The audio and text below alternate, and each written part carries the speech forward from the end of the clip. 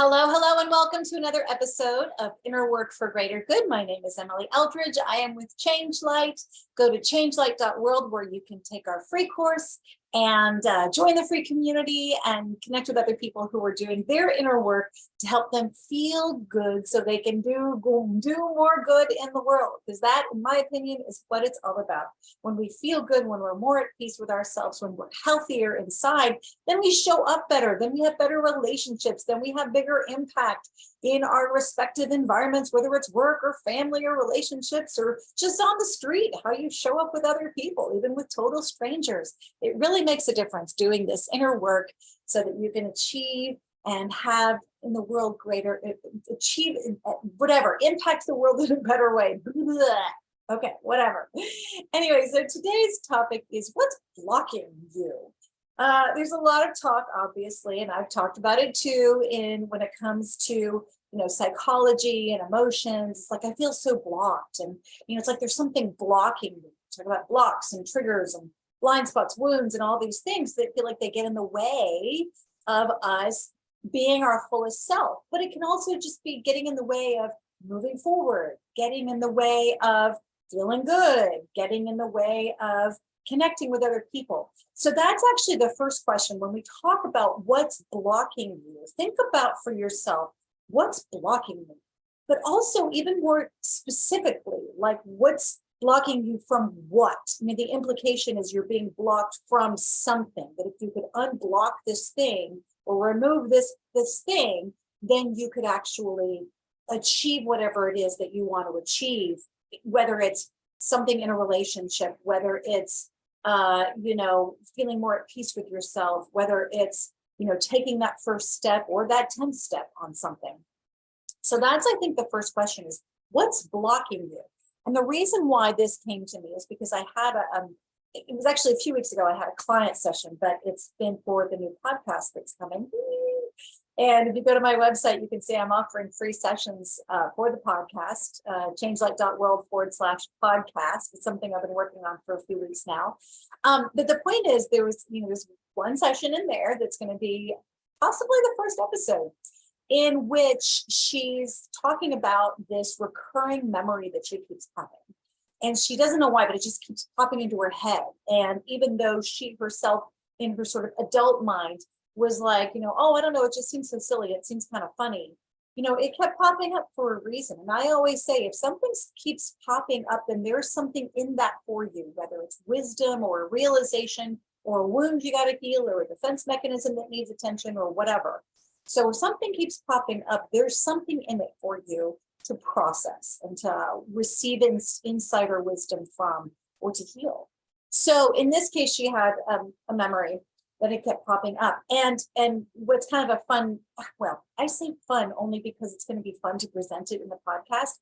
But what basically happened is it became clear that it's like, okay, we're working with this little girl inside of her, which if you know the 3 types of X powers, please watch my videos on those. You'll know that an inner child is usually what I call an inner wounded, because it is hurt in some way and it carries the wounds from an interaction or a chronic stressor or whatever it is. So it was clear that an inner wounded was showing up and that we needed to work with that inner wounded. And so she started, noticing this little girl, but then all of a sudden, what pops up? And to her credit, she has such a great high level of self-awareness. She said, oh, my critic's showing up. So if you know from my other episodes, inner critic is what I call an inner controller. So it's a part that's tearing you down, or it's pushing you too hard, or whatever. In some way or another, it's trying to control you or a part of you. And so in terms of, so what happened was, here was a wounded that popped up that was clear we needed to work with that wounded. And yet the inner critic shows up and it's stopping the process. So when we talk about what's blocking you, in her case, she was having some struggles with work and basically pleasing everyone else and not taking enough care of herself. So what she was feeling blocked from is self-care and self-respect and boundaries. So those were the things that, so if you were to ask her what's blocking you or what are you feeling blocked from, she would say those things. And so the whole point was to get in there and go, okay, what is it that's blocking this? What is blocking your ability to feel this way or do this thing or show up in this way? And so sure enough, it started off like, oh, it's a little girl, it's an inner wounded. But then pretty soon it go, oh, wait a minute, there's a critic here, there's a controller here. So first of all, let's just stop for a second. When we talk about what's blocking you, it may not be just one thing. There may be layers or parts inside of you that are actually causing you to feel blocked or prevented from doing something. And so in this case, she had two layers. She had the inner wounded, which was a part of the inner dynamic that was causing, these behaviors or this situations and patterns in her life. But then there was the inner critic, there was the controller that was also preventing. And actually, it was preventing us from reaching that inner child, which is very, very common. Controllers often, lots of controllers don't want us to go there. They don't want us to feel the feelings. They're scared for us. And so they will try to control the situation and prevent that. And so sure enough, that's what this critic was doing. So what was blocking her? Two things. It was the inner critic and also the inner wounded, the inner and the inner child. It was in this dynamic that she was trying to overcome internally and externally. So that's where it's a matter of that you can have different layers, but it's also what is it that you're being blocked from, and that there can be different layers in that. Even though it may seem like it's just one block, it can actually be several different ones, because it can be one that's trying to prevent you from actually letting go of the other. I mean, there's all kinds of things. So it's just, there's like such a richness of layering. And actually a friend of mine, she likes the analogy of a garlic, where you have parts, but you have layers of parts. So really it's almost like, instead of being onions, it's almost like we're garlics. So just to use her analogy, I think that metaphor, I think it's kind of fun.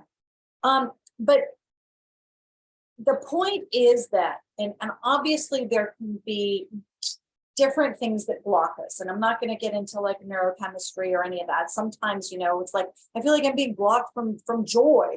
It could be that you actually have a neurochemical imbalance. So there can be other things, but from where I sit in the work that I do, there are three types of inner parts that block us. So when you say what's blocking you, these three types, those X powers, can block us in different ways based on whatever dynamics that they have created or were perpetuating inside of us.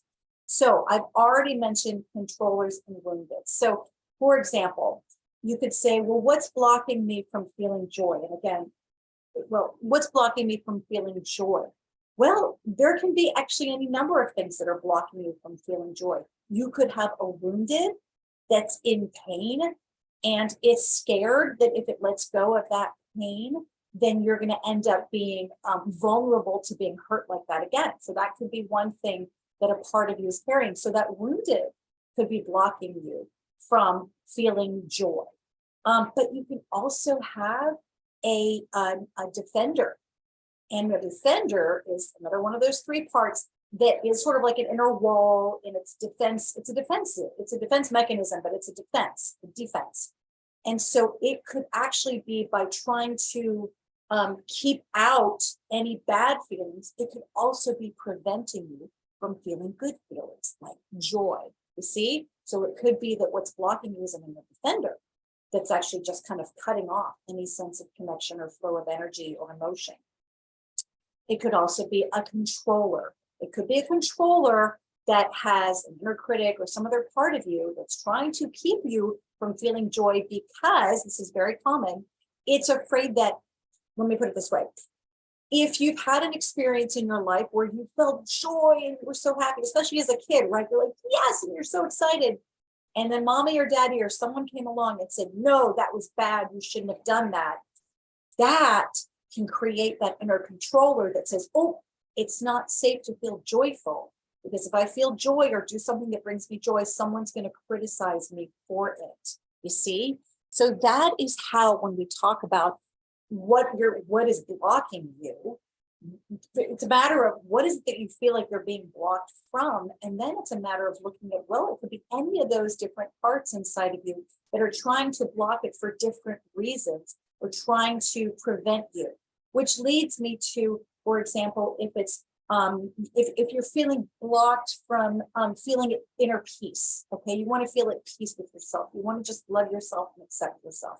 Okay, what's blocking you? Well, again, it could be the wounded, because that wounded feels a lot of shame and self flagellation and wrong. I'm wrong and I'm bad. Okay, so you could have that wounded. You could have the inner defender that is so vigilant because of the fear-inducing experiences you've had in your life. And so it's not trying to block you from inner peace, from feeling at peace with yourself, but its vigilance can make you feel like you're always on edge and you're always having to defend yourself. And then the inner controller. Now, inner controller can work both ways. If you know, when I've talked about, types of inner controllers, some inner controllers are holding us back.